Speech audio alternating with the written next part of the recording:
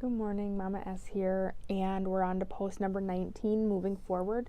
And again, I am just going to read this post, write any comments, any thoughts, but I'm just going to read this one. So, moving forward. It's been 2 months since Mama A and I shared an update on our story. To be honest, we needed to heal. We needed to heal from the pain of losing our little guy, heal from the pain of embarking on a journey that turned our lives upside down without the support that we were promised. Connect as a couple and discuss our future and what that would look like. Would we be done fostering? Were we done as parents? Would we get pregnant ourselves? Would we take a few years off? What were we going to do? The first thing we realized is the process did not break us as a couple. In fact, it brought us closer together. The challenges we faced could have easily torn us apart. We realized that we were vastly different points in our readiness for taking these children, and we had to figure out everything on our own. For the first month, we were single parents. I can't give enough props to the single parents in the world. They're my heroes. You are amazing and deserve to be recognized daily. Being a single parent in a relationship was hard. Things were better when we could co-parent, but they were still hard. We had to learn how each of us handled different situations and routines.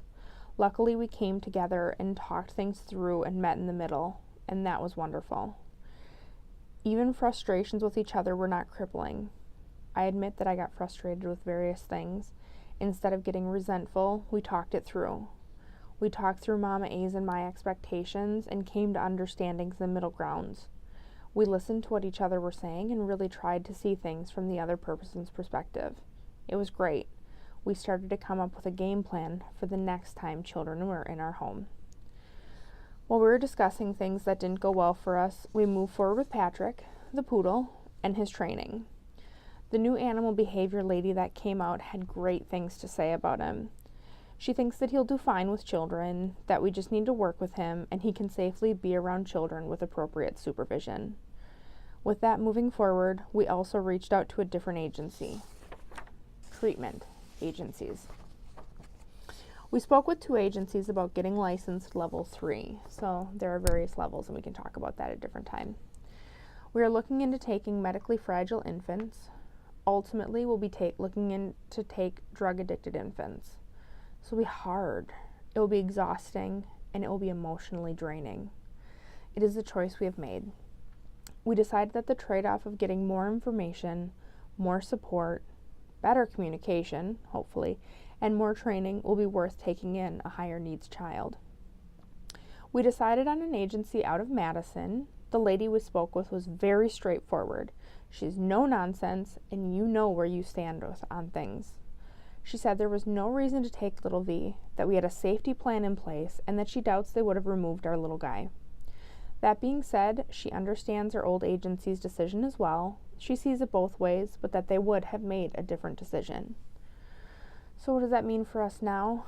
We're working with Patrick to get him more comfortable with strangers, completing paperwork and home visits to get relicensed with the new agency, completing classes that are needed before we can take placement, and we're talking about what all this means for our household.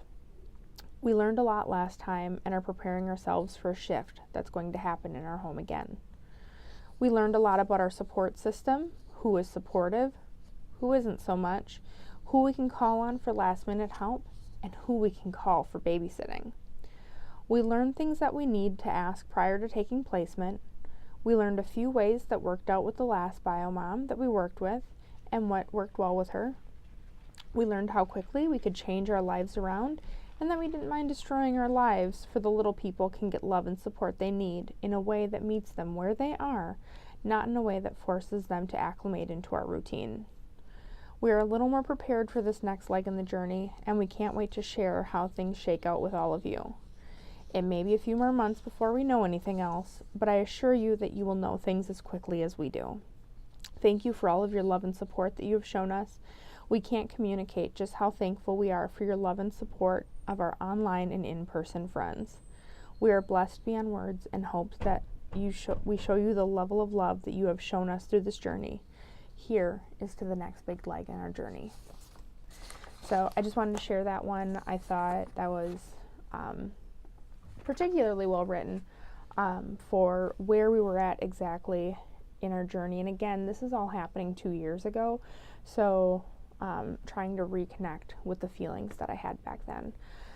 So I'll continue on recording some posts today, so we'll upload a few more. If you're enjoying this, please subscribe and please share. Thank you. Have a great day.